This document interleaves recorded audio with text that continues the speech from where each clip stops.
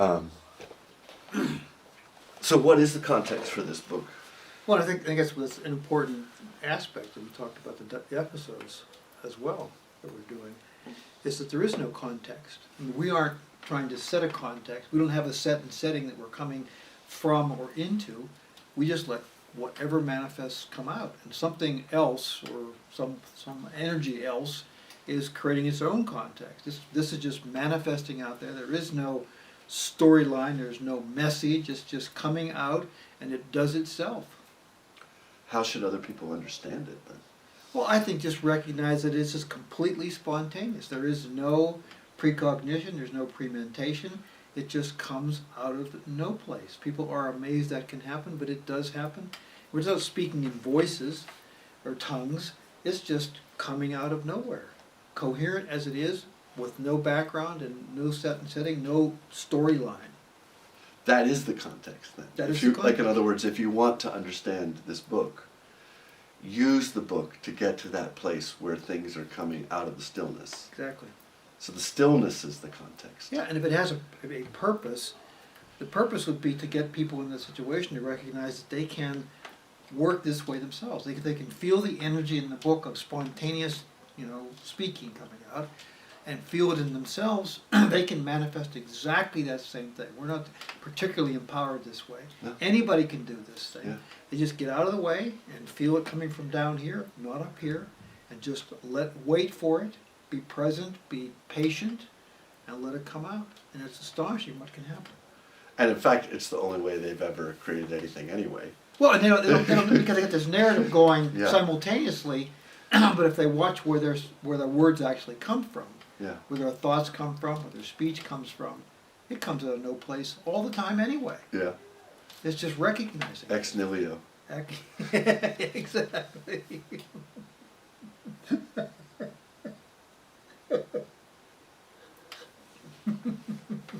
Because this is what it strikes me that really the book of Genesis is about.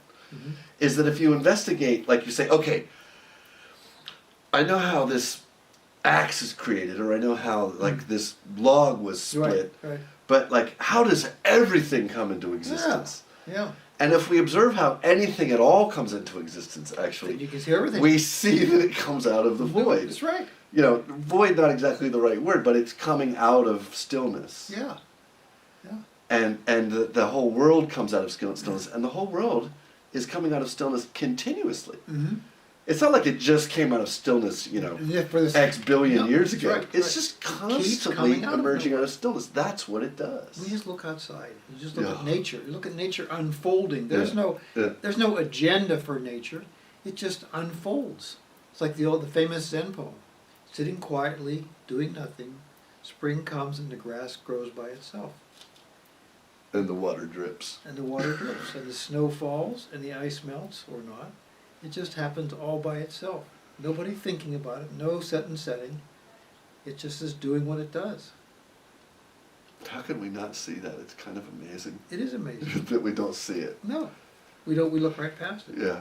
But like in ourselves, the whole idea of, we've talked many times, we don't think up our thoughts. Well, that one is clear. And that is Yeah. so, this the violet phenomenon. Yeah. I mean, your daughter, the same thing about where your thoughts come from. She wants magic. Yeah. She says, I don't believe in magic. Well, where do your thoughts come from? Poof. Yes. That's total magic. I know. They come from no place. Here's a 7-year-old. Yeah. Now Seven. 8. Now 8. Now When eight. she said it, she was 7. Yeah. Yeah. She was 7-year-old. She said this, and it's like she recognizes there is magic right here in every thought.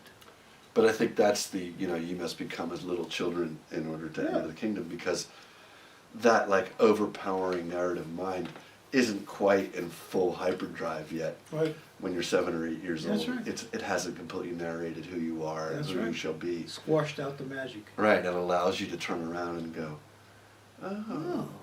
yeah, they just keep It just coming keeps up, coming don't up. they? There it goes again.